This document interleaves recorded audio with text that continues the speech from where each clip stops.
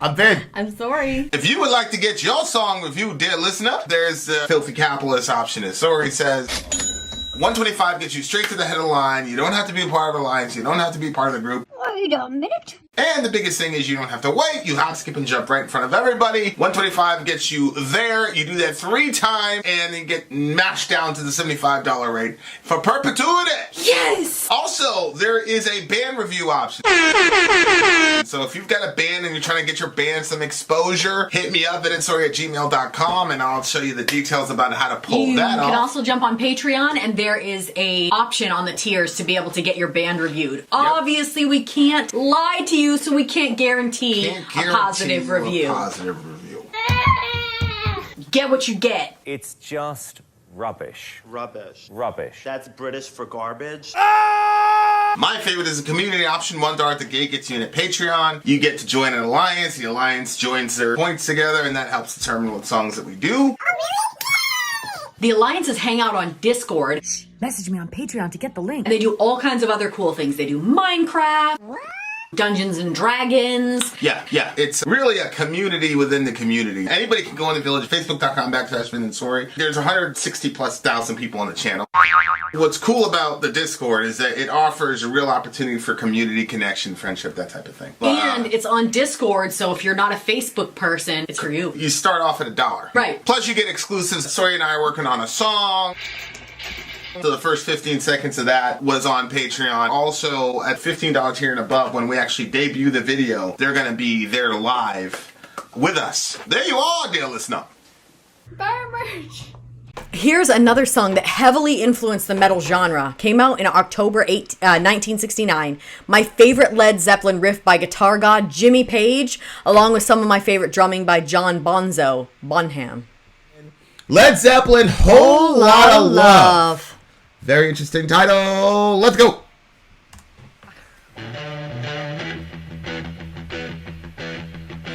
I like it.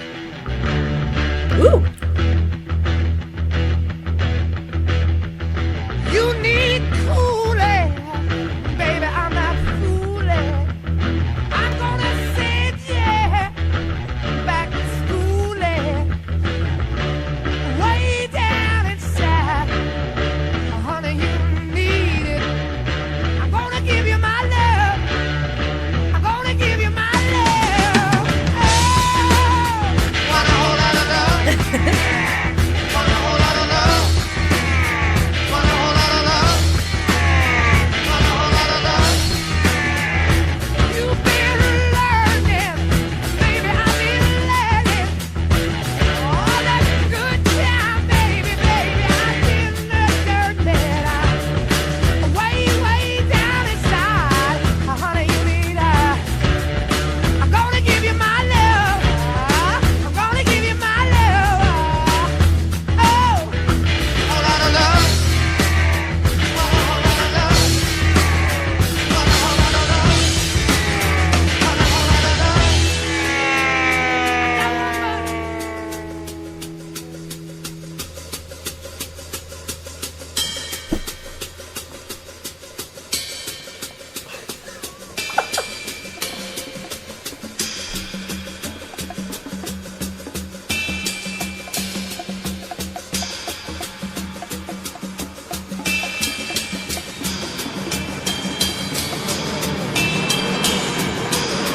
Conga? You're going to do conga? I don't know. Maybe it's a dance. That is weird what it's doing in the headphones. Yeah. Doing I the feel like I'm stereo like going thing. on one of those rides.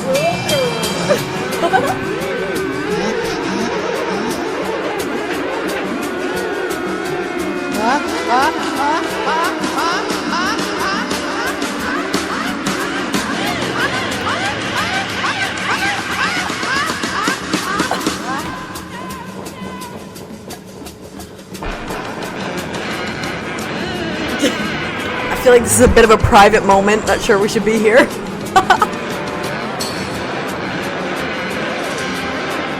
What the hell? What's that? Going around our heads. Your head is spinning.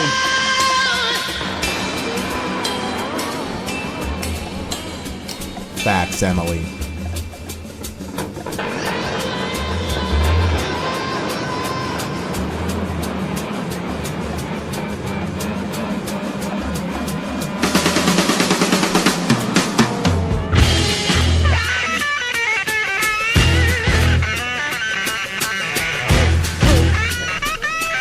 Woohoo! They got the blueslets down, boy.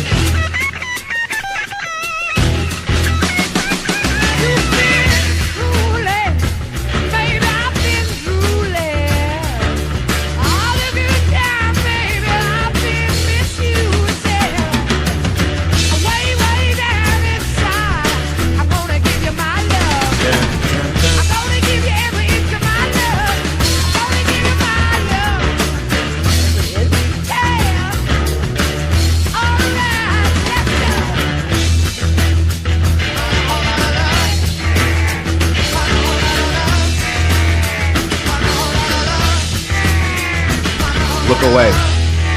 Look away. I'm serious. Way down inside, woman, you need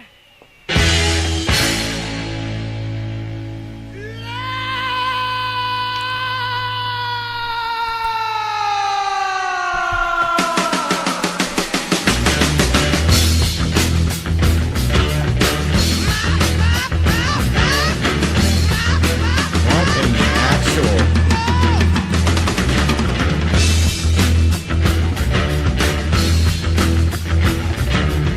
shake for me, yeah. I wanna be your backdoor man. Hey, oh, hey, oh, hey.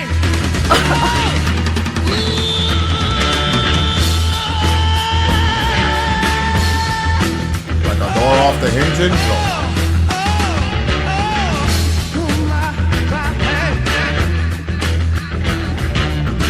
Keep it coolin', baby. Keep it coolin', baby. Keep it coolin', baby. Keep it coolin', baby.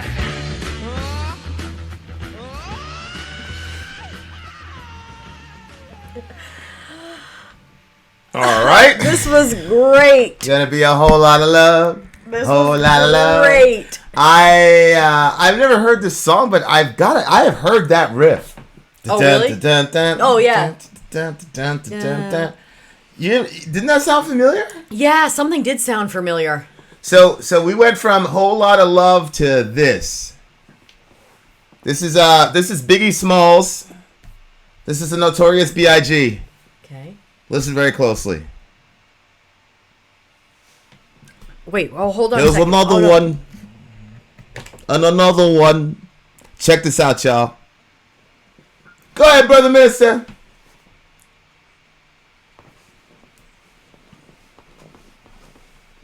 No, that's weird. Oh my goodness. Yeah, so we went from whole lot of love until I'm you tonight. There you go. That's the evolution of music, ladies and gents. I think whole lot of loving is better than that. Okay. I like this Oh, one. they couldn't hear it. Okay, it's probably for the best. They couldn't hear the Biggie joint. Well, check it out for yourselves later. Yeah, check it out for yourself later. We might play it at the end of the thing of it. Yeah, Biggie. we'll close with it. Phoebe's watching, so probably not. Shout out to Phoebe. Shout out Gang, to gang. Phoebe.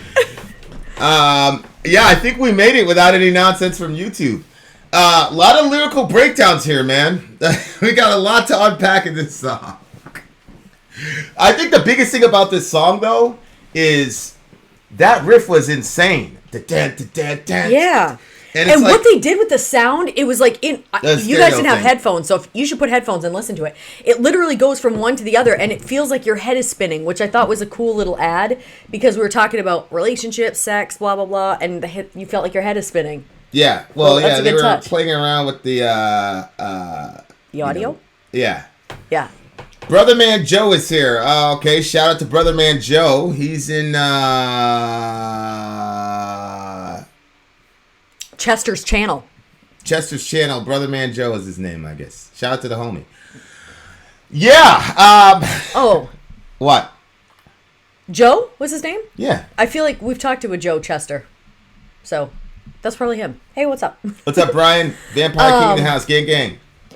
You need coolin', baby. I'm not fooling. I'm going to send you back to schoolin'. Way down inside, honey, you need it. I'm going to go give you my love. I'm going to give you my love. Oh. What do you think? I mean, he's a rock star.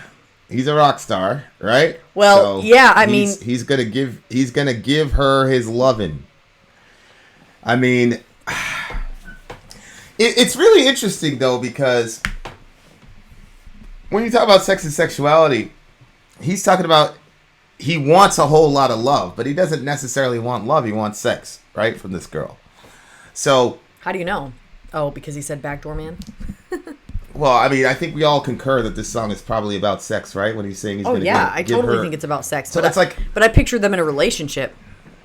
Yeah, see, I think because he's a rock star, maybe this is my, biases. I just think because he's a rock star that's not what, they're out there doing all types of crazy sex, drugs, and rock and roll Yeah. shit. Especially when they're young. So I don't know, because when I think about, there is a big difference between love and sex. Oh, yeah. But it makes me wonder, like, because that happens a lot, like in the 60s and the 70s. I'm going to give you my love, blah, blah, blah. That's like, it was a common line back in the day. And I don't know if that's because they truly felt that, or if that's because the societal convention, made it so that you couldn't just come out and say, hey, I'm getting it in tonight. But, yeah, that's what I'm true. saying? Like, yeah. Mm-hmm. So it just makes me wonder, like, did you really, was it really love, or was it just sex and you can't come out and say, I want to have sex with a bunch of random women? You know what I'm saying? Yeah, that's true. I remember when I was, so I was part of a wedding. I was part of a lot of weddings. I was part of the wedding party, and we were driving back, and we were all in the same vehicle, van type of thing, I guess. All us girls were piled in there.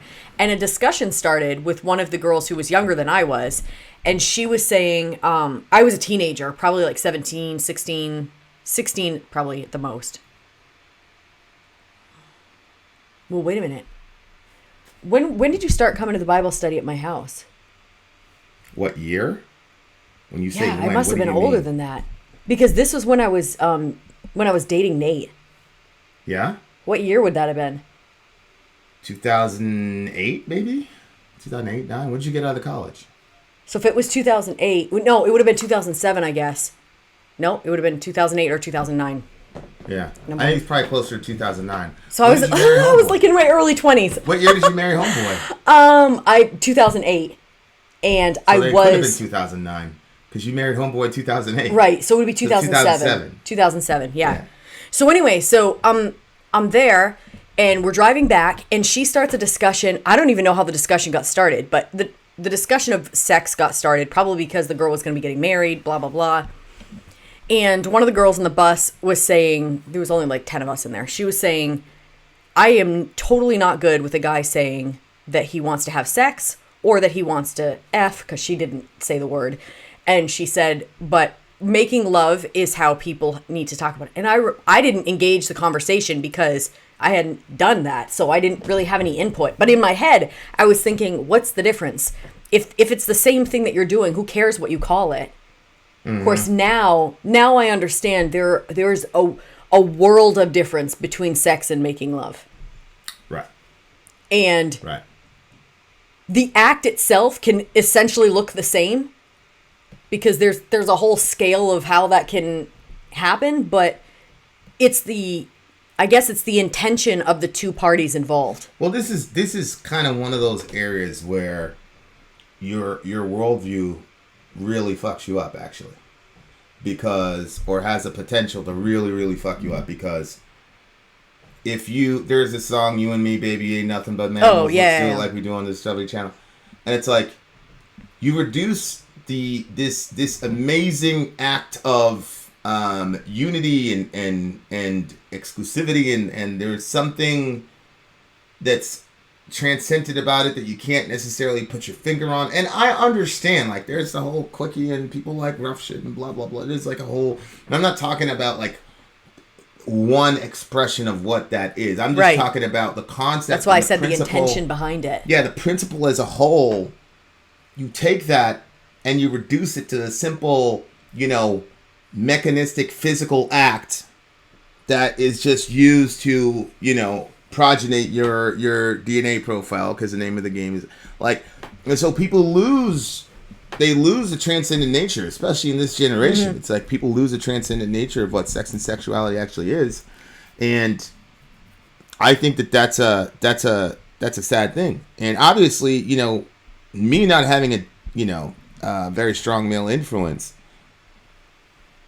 when I hit high school, you know, like it was just like, you know what I'm saying, like, yeah.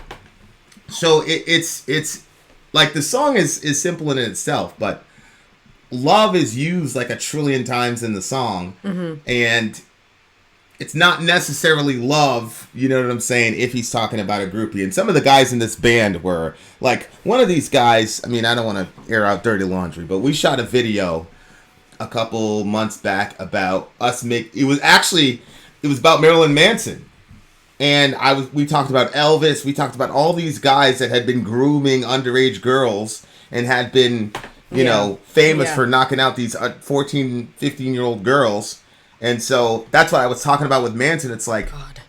Okay, so are we going to take accountability for the fact that we're constantly encouraging this sex, drugs, and rock and roll culture, and the fact that we knew even folks in this band, in this massive celebrated band, had, you know, we would call them a pedophile today, but now we're going to jump on Marilyn Manson. But all these guys are in the Rock and Roll Hall of Fame. Like, we got to make a fucking decision. Exactly. So, like, that's what I'm saying, is like, just decide, like, what kind of people we're going to be. Right, because, you know, these other girls probably had experiences with these other bands, but there wasn't social media to spread that all over the place. Correct. You know. Correct. And, you know, a lot of awareness for the good has been brought to the fact that just because, well, obviously the consent is number one. There has to be consent between both parties, but there has to be continued consent. So sometimes a girl gets in a situation, or a guy, I assume, and, you know, it seems like, hey, this is totally what we want to be doing. But then as it begins to go, it's like, no, I don't actually want this anymore. Yeah. And that's why I say it has to be continued consent. Correct.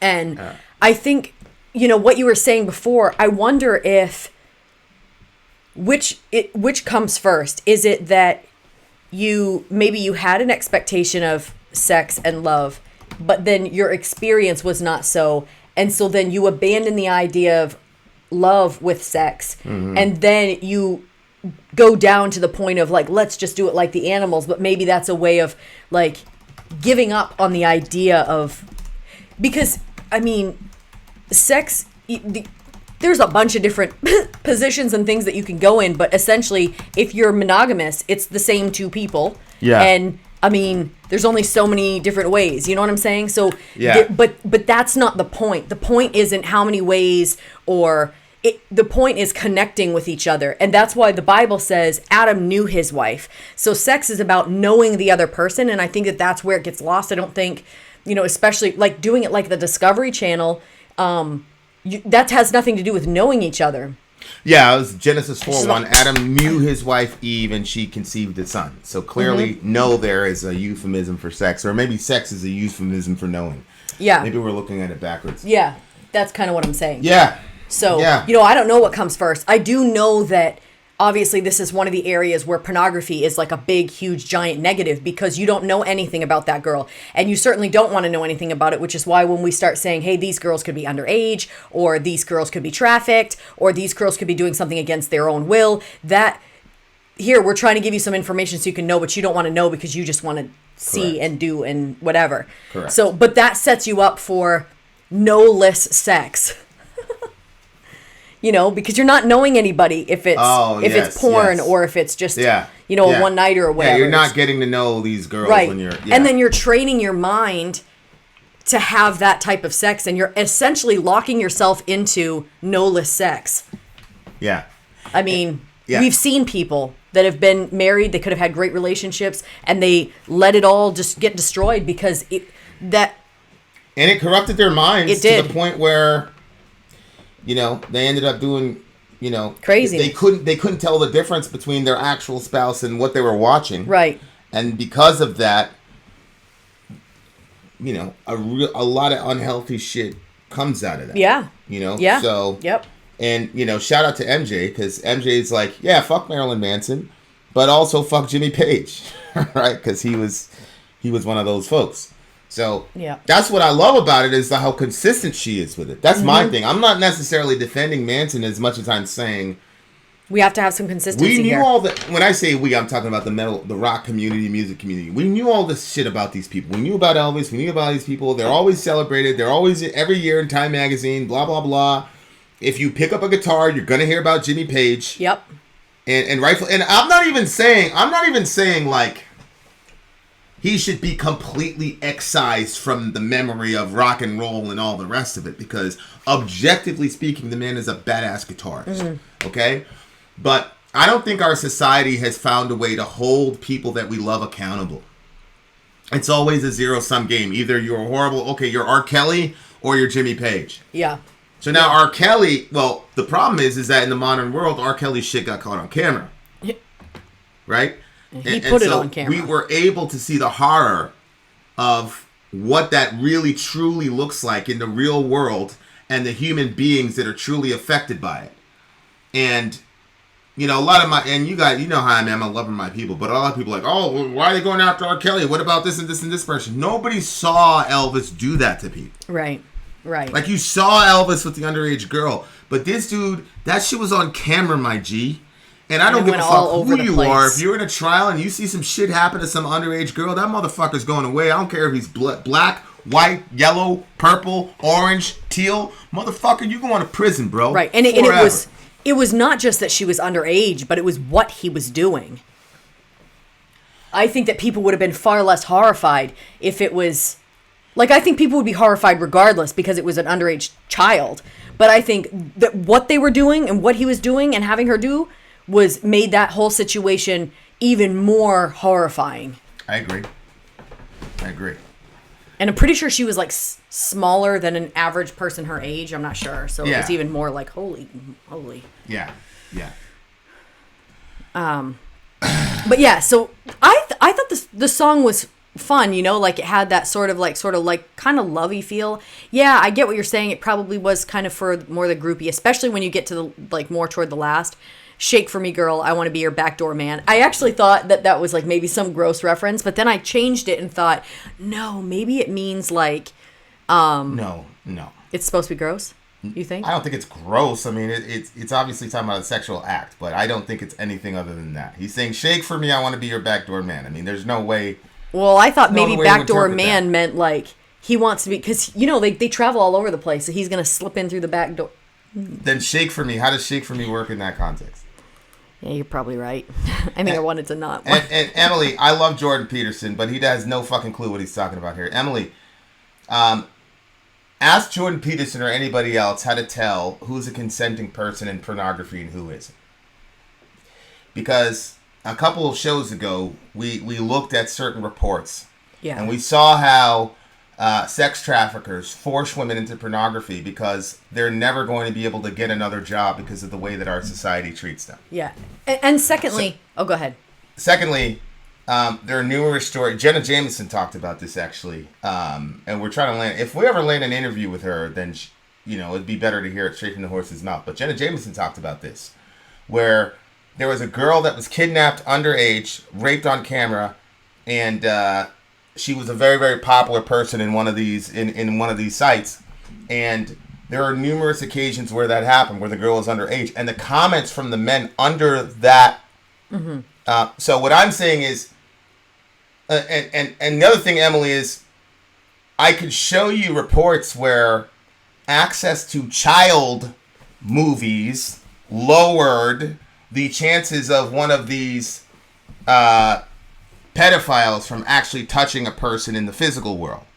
But I don't think any of us would say, "Oh, that's a good outlet. Let's let that guy watch child movies so he doesn't molest the child on the park." Because what we're seeing itself is a crime. Yeah. So there is no way to know who's consenting and who's not. People go, well, they have to sign a consent form. Right, so the guy puts a gun to your head and says, you don't consent, I'll kill you. What? So, no. I mean, and it's pornography does not reduce crime. No, because the other thing is, if the most sought out porn, lesbian porn, I think is the number one, but rape is also a very high one. And there's only a certain amount of times that people will watch something before watching it is not enough. And that's the nature of sin. It's not enough. You got it more and more and more until, okay, that type of video, that's not racy enough. So you got to go to something deeper, until finally it's like, I got to just try some of this stuff. And then before you know it, like the girls in these videos, it's documented. These girls have to be drugged and take different sorts of pills because the stuff that they're doing is unnatural. And the treatment that they're getting is unnatural and it's painful. And so men and women, I'm talking about men in this situation, but men that consume pornography on a regular basis, then when they try that out on a regular human being that's not drugged, it's a terrible situation for that girl, whether she says so or not. I don't know, but I think that it's definitely has a corrosive effect on the mind and a corrosive effect on... That's a scientific fact. That's a fact. Right. That's a fact. It has massive neurological ramifications. And secondly, OnlyFans... Sorry, guys. I used to actually think that OnlyFans stopped all their sexual content. But I used to actually think that I hate the industry, but hey, at least the women have the power. And then I listened to an interview with a young lady where, once again, these dudes found a way. They put these girls up on OnlyFans. They made them look like independent contractors. And the whole time it was these dudes in the background collecting the checks. And I'm like, motherfucker. Yeah. So, look, our society is inundated with this stuff. Mm-hmm. People are chemically addicted to this stuff because it activates certain chemicals in the body. Yep. In the past, I've been very, very, uncharitable to people stuck in that addiction. But that's because I'm worried primarily about the women and the girls in this situation. I have daughters, obviously I have a vested interest in that, but it's no joke. Anyway, this is a classic song, I'm assuming. I really enjoy it. And I love the riffage. I mean, yeah, I love what they did. To Emily's point, fuck Jimmy Page, fuck him, but I love the riffage. No, I mean it. Like, yeah, I she's know. Completely right. I love the riffage. I think that was great. Even though the guitarist is a horrible person who I hope has repented of that horrible evil. But yeah, really, really good song. That's got to be a 10, right? Oh, that riff? It is for me. That riff? You know what? I'm actually giving it an 11 because this is literally the only song that's ever done that in the headphones. The stereo thing? Yeah, where it was like spinning around. Literally, it was spinning around my head. So I'm giving this one an 11. I think it's... Really? An 11? Great. Holy smokes. Yep. Wow, okay, an 11, okay. So anyway, there you go, guys. It's 10 for him, 11 for me. I just think it's a classic song. They just did a really, really good job. And look, there wasn't a lot of lyrics, but I didn't know this about Led Zeppelin. Anytime I hear about Zeppelin, I always hear about the guitarist. Mm-hmm. That dude could sing. Oh yeah, like when he was ad-libbing and all that. Like that dude could really, really sing. So that's the other thing about this song. So even though it wasn't very lyrical, sonically, though, it was crazy. And this is a song, like, I feel like would just get played over and over again just because that riff is so addictive. Yeah. Here's Ben. The song is a 5 tops. Led Zeppelin is the most overrated band ever. What? I don't understand that. Babe, he's a troll. Okay. All right. Anyway. All right. Having said that, dear listener, Vin out. Sori out. Gone.